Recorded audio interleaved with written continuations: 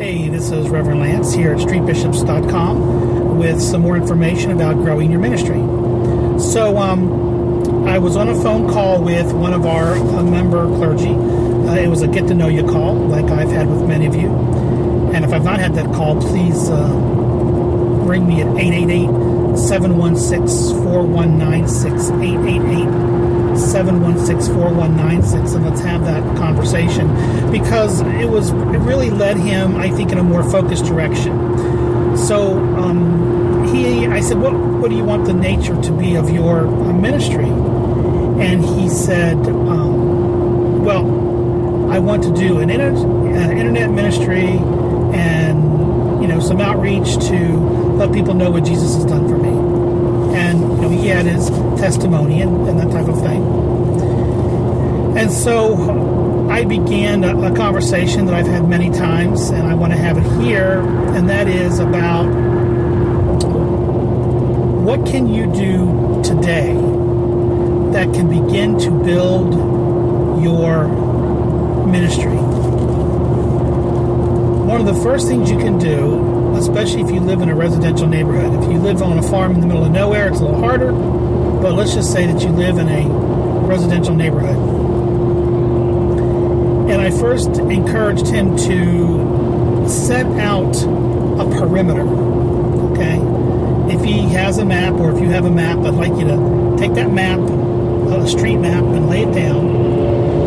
And depending on the density of your environment, if you're in a city where you're all in apartment buildings, and so within 15 blocks there's thousands of people, which it is in most cases, then I want you to put a dot in the middle where you are, and then I want you to encompass about 15 square blocks. And if it's just homes, you might want to do 40 square blocks if it's just individual homes. But what you want to do is you want to draw a perimeter. You want to give yourself something that you can, not too much to chew on. Just it's a focused area, because I believe that most of your ministry work can be done within a quarter mile of where you live, and sometimes within 5 blocks in any direction of where you live.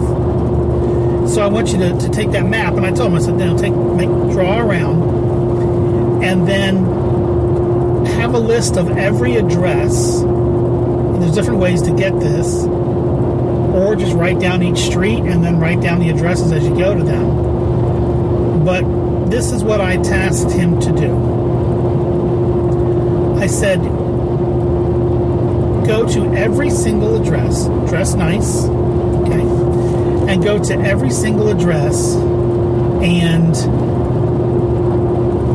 knock on the door, and when you reach the adult of the home, ask 3 questions. 3 questions. Number 1, introduce yourself as, hi, this is Reverend Lance, and I live here in your neighborhood, and I'm here just to ask a simple question. What can I do for you today? That is question number 1. What can I do for you today? And then the second question you're going to ask them is, may I contact you in the future? And number 3 is, if I can't contact you, can I leave my information for you to contact me? Right? So now, even if in the second question they say, yes, you can contact me, you still want to give them your brochure or your card, mostly just your card with your name and your phone number, and it may say, I'm your neighbor. If there's anything I can do for you, here's my phone number, right? Because, and when I said these 3 things, I said, ask what you can do, can you contact them again, and whether they say yes or no, say, may I leave my information with you? He was confused because I didn't suggest that he go right into, well, do you know Jesus, and do you know Jesus as your personal Savior, and are you saved? And my comment was, and this is just coming from me, but this is what I truly believe, is that you're a stranger to them. You have no business asking them that. It's when you ask about someone's relationship with their Creator, that's a super personal question. And to just ask somebody that question without having some relationship, I believe, is absolutely rude. It's just ridiculous and rude, and it instantly turns most people off. Especially if they're the person whom you're trying to reach that you feel has no relationship with God and that could benefit from having a relationship with God. Then I'm suggesting that every household be visited within that 15 or 20 block area,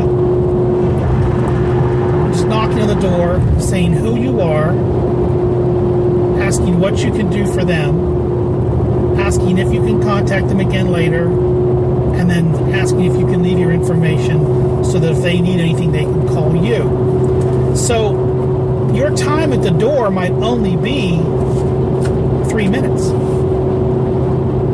Hi, my name is Reverend Lance. I'm your neighbor here in the neighborhood, and I'd like to know if there's anything I can do for you today. If they say no, which most of them will, then say, okay, great. Well, I wanted to make sure that I make myself available to you because that's my ministry, is to be available if you need something. And may I contact you in the future? And if they say yes, say, may I have your cell phone or your email address or a way to contact you?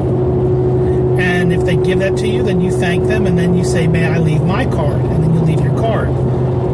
They may just say no, but you can leave your card, so that's fine. Then you leave your card, and you make the... Now, every time you visit a home, you're going to want to make a note about what happened at that home. Nobody was home, just the kids were there, said mom works at night but would be there during the day. Whatever the response is, so that you can adjust your... when you go through around the second time, because you're going to go to every single address in your target area. Go to every address, and then don't go back to the ones you missed right away.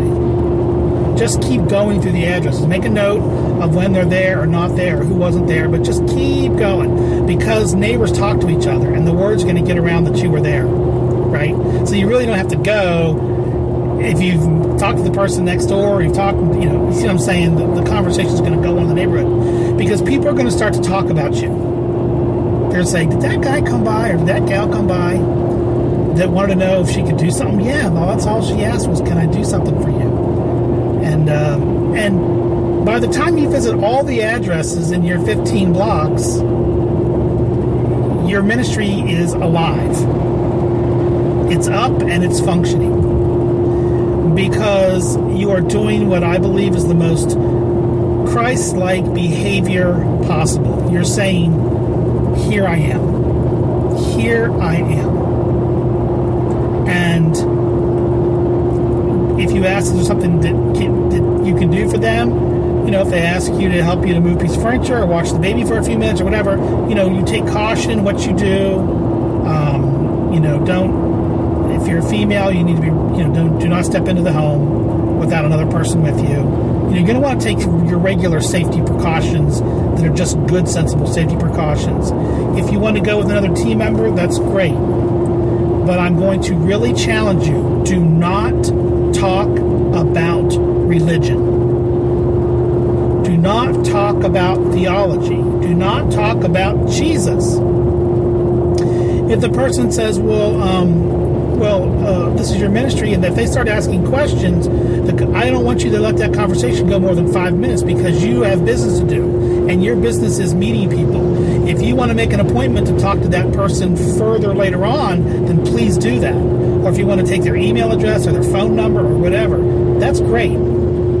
But don't spend more than 5 minutes with somebody, because you have a mission.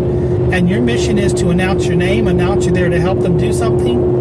If you can help them with something, and if you can help them with something, you should probably make an appointment to do it later. Then you can take someone with you. Okay? So this is what I want you to do. I want you to really work on developing your ministry in this way, simply by, the scripture would say, drop your nets and head out there and begin to do what God does for us best, and that is just God's there to say, what can I do for you today? And that's what I want you to do. And so it was interesting because he said, well, shouldn't I be asking, if they know Jesus and that type of thing, as I said before, but you can't speak into their life. You don't know them. And if you do know them, you want to have a relationship. You want them to get to know you, the person. Because they're going to want to know, well, why do you just go around door to door asking what you can do? Well, that's what Jesus would do, and that's who I try to live like. I try to model my life after Jesus Christ. Because I happen to be a Christian, and so that's what I do. I go around helping, right? I can really promise you something. I can absolutely promise you something. That when you get done going to all the addresses within 14 to 20 blocks of you, by the time you go to every single address, it might take you 2 weeks, it might take you 2 months, and if you live in a really big place like New York City, it might take you 6 months. And then you're going to go back around again. But by the time that happens, you're going to be getting so many phone calls. You're going to know so many new people. You are literally going to have a church. You're going to have a group of people, and you'll be able to say to them, hey, on Wednesday night, I'd like y'all to come over. If you want to bring a little something, that's great. If you don't want to bring something, that's fine. But come on over, and we're just going to chat about jobs and kids and the neighborhood, and we're just going to have a time of fellowship. Again, it's not about religion, it's not about holding church, it's about being communal, relationship. It is about sharing your life and your love with them. And that, to me, supersedes any very abstract, forced way to try to rent a building and try to get people to come to that building. Because what will happen is, once you have enough people, you all are going to decide, gosh, we kind of need to meet. We need a space to meet in. That's the appropriate time to say to the local, business person who may have an office for rent or a space, that's when you'll start building the house, And we say house of worship. Ugh, I can't stand that. It's a house of fellowship. People can worship while they're taking a shower. They don't need each other to worship. They can worship while they're changing a diaper. They can worship while they're driving to work. But what they can't do is when they're alone in the shower, and that is commune with everybody else. What they can't do when they're busy taking care of the baby is commune with everybody else. So there needs to be a time when people can get together to have fellowship that's just about saying, oh, my life today was so hard because of this and that. A place to share and say, oh, I have this great new recipe, or, the guys are saying, have you seen the new Mustang that come out? Or there needs to be a time of fellowship. So, but the way you get to that point is by, if you say, I want to have a ministry, and my ministry is going to be about, I don't care what your ministry is going to be on, whether it's taking care of single parents, or a ministry to the homeless, or to those with drug issues, etc. You can't do any of those ministries until you have a team of people. If you think you can do it by yourself, you go right ahead. You'll burn yourself out. You need a team of people. Well, to have a team of people, you need the people in your neighborhood who are close by you, whom you have a relationship with and have a similar vision. The only way to get that is to knock on each door and say, my name is Reverend Lance, and I'd like to know if I can do something for you today. I'd like to know if I can contact you later. That's my second question. And my third question is, may I leave some information so that if you need to contact me, you can. I'm just a phone call away. Just if you need someone to speak to, or need someone to come over and watch the kids just for a few minutes or whatever. If you do that, that's true outreach. That's outreach. That's like going into the neighborhood, talking to people, shaking hands, introducing yourself, and simply being Christ-like and saying, here I am. Here I am. Now, if you do that, you are really, you're going to be blown away at the relationships you develop and the way your ministry is going to grow. I'm encouraging everybody to resist this notion of internet ministry.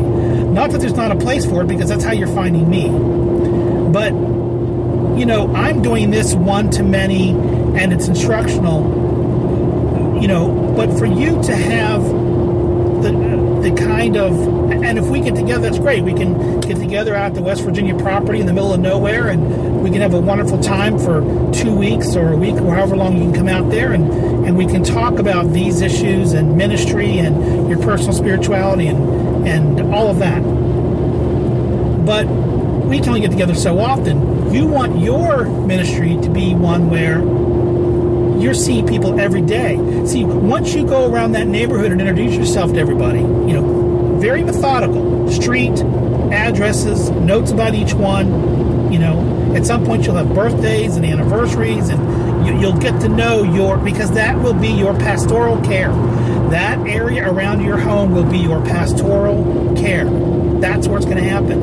And that's where you're going to find the people then to do your individual specific ministry. See what I'm saying? This is how you grow your team. This is how you grow your church. And then your team, your church, your group, and you being the minister of that group. And then, of course, you'll want to ordain others within the group, right? Again, see, if you're only serving people and each other, and you're not talking about religion, and you're not talking about, stay out of religion. Stay out of the discussion of religion, about what's right or what's wrong in religion. Don't forget all that. Paul started a church.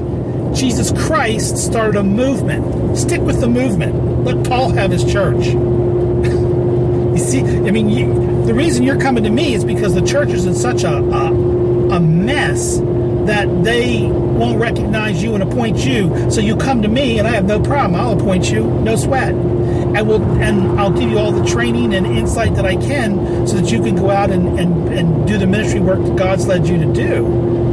But don't get caught up in recreating what you're not getting what you want from now, right? Don't recreate that monster. Instead, do what Jesus did. Not what Paul did. Paul was Paul. Starts this church. Jesus is Jesus. Well, Peter started church, but you know what I mean. Do what Jesus did. Pray for the sick. Be present. Simply encourage individuals. If you need any lessons on how to inspire, watch some Joel Osteen, for God's sake. The man knows how to inspire. A woman said to me the other day, I won't say where she's from, but she said, we were talking about pastors that we like on TV and pastors that we don't particularly care for. And I said, well, I love Joel Osteen. And she said, oh, I don't like him. And I'm like, how can anybody, how can Joel Osteen have an enemy of any type? All the dude talks about is love, hope, inspiration. He is amazing, right? And she said, well, because all he preaches is love, love, love. I thought I was going to fall over. I was in such shock, but I maintained, because I was around my mother, and so I was one of her neighbors, and I didn't want to. And so I said, well, what is it about Joel that you don't like? And she said, well, all he preaches is love, love, love. And I said, well, what's wrong with that? And she says, well, there are rules. And I thought to myself, she's old school. We don't want to be old school like that. So stuck in a theology of sin. So stuck in an old Old Testament rule book where's grace? Where's grace in all of that, right?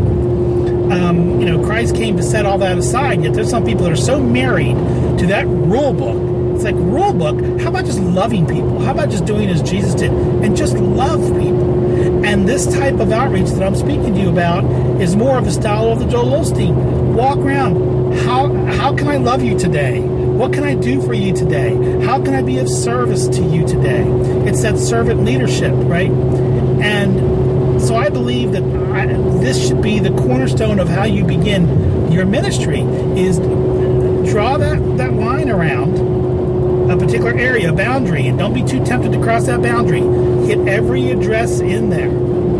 And do it yourself. Don't have somebody else do it. This is about you getting to be known. Okay? And then when you're walking down the street, people will be saying hi to you all over the place, and you will not remember who they are. And don't be embarrassed to say, thank you for saying hello, and I am a little embarrassed. I can't remember your name. Can you help me out?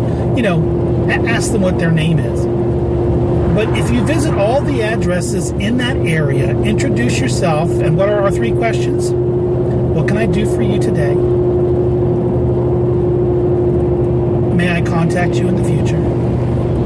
And here's my contact information so that you can contact me. That's it. Now, if the person says, get off my doorstep and don't ever come around here again, make sure you put a big mark on there not to bother them again. You don't want to bother them. But just focus on that at first. Just saying hello. Don't get too caught up in any one conversation. Don't get caught up in a particular family or their issues, or, when I say, can I do something for you today, I'm talking something small. I'm not talking a big project like, you can come paint my house. Well, I'll need a group of people to paint your house, but I won't do it myself, right? But the idea is just to strike a reason to introduce yourself and say, as Christ says, here I am. Okay? So I encourage you to do that, and I would love for you to write to me and tell me how your experiences are. And if I have the Facebook stuff here, go to the Facebook page and like the page. And we do have a private group. Once you become a member of Street Bishops Ministry, you'll have access to that private group. But we'd like you to do that. So that's it for now, and I really encourage you to give that a try, and then let me know how that works out for you. So until next time, I'm watching the traffic here. Until next time, this is Reverend Lance, and many blessings to you, and let's get at it. Take care.